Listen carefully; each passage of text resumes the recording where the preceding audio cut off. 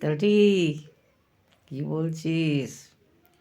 ভালো করে বল। এত সুন্দর গুছিয়ে বলছিস, তাও ঝাড় খাচ্ছিস? ঝাড় খাবার কি দরকার বল? ওখানে না বসলেই তো হয়। অত সুন্দর সেজে গুজে বসে কি হবে? কিচ্ছু হবে না। এত তোর জ্ঞান, আমি রোজ তোর জ্ঞান শুনি, তারপরেই তোকে বলি, এমনি বলি না। মানুষ রাতে খেয়ে দিয়ে ঘুমায়, দুপুরে খেয়ে দিয়ে ঘুমায়, সকালে ঠাকুর পুজোর সময় একটু বসে। ওঝা জ্যোতিষীর কাজ করিস যখন, আর সকালে একটু বসতে হয়, আর সন্ধ্যা আরতি দিয়ে একটু বসতে হয়।